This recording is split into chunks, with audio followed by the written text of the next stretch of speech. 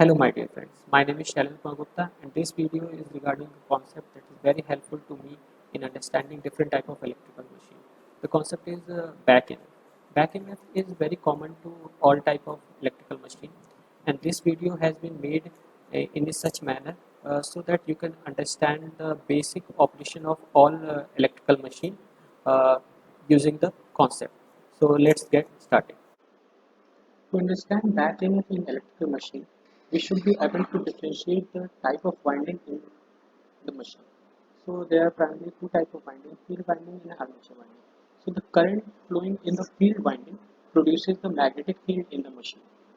And the current flowing in the armature winding, you can just relate this with the load. So higher the load, higher will be the current in the armature winding. So this delivers power to the load. So back EMF should be understood to be related with armature windings.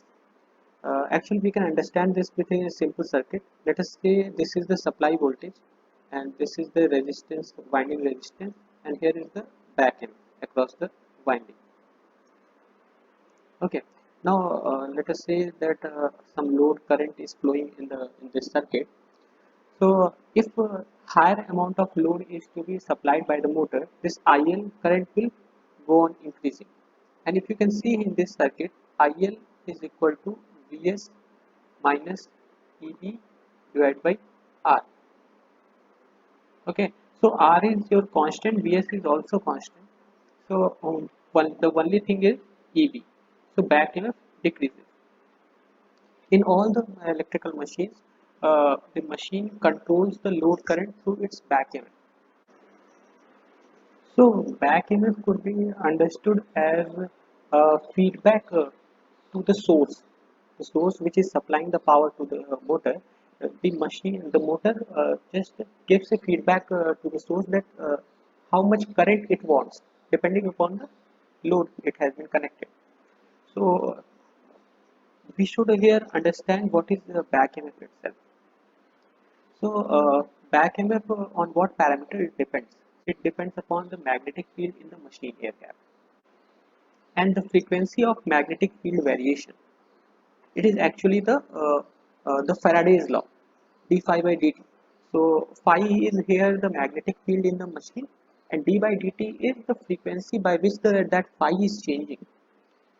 So that will compose the back EMF, and in that there is a negative sign, minus sign. So always it opposes the source, as we have seen in the previous circuit. So the magnetic field will depend upon the field winding current, and therefore written as phi f here. And also the field will depend upon the load current, which we call it as armature reaction.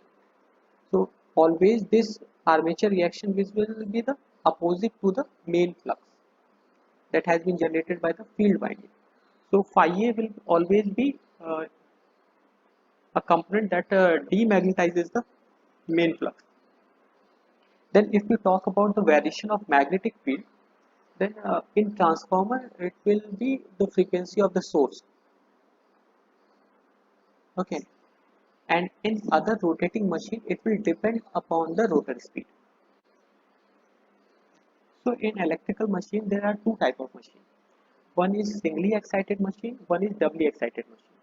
In singly excited machine we have one winding, and it acts as field winding as well as the armature winding.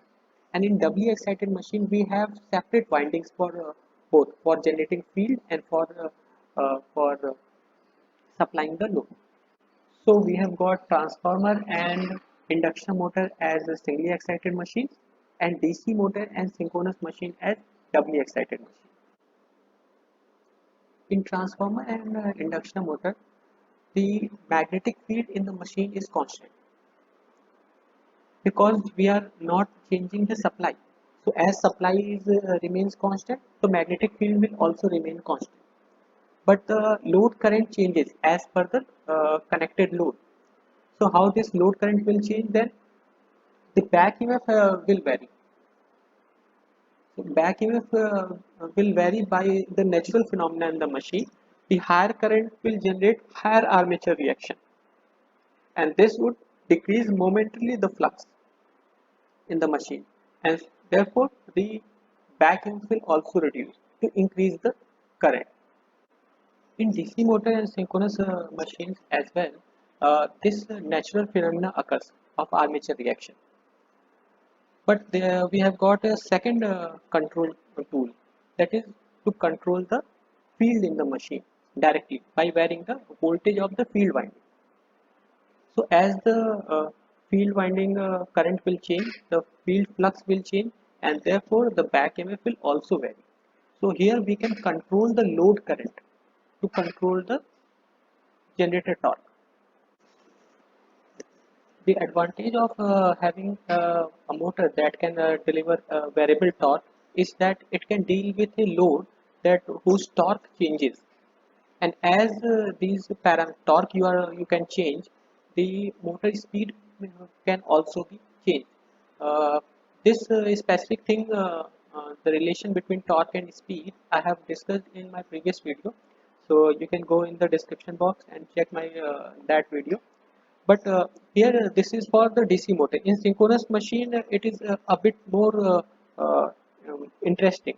So by controlling this the back EMF, you can control the real power and reactive power flow in the machine itself.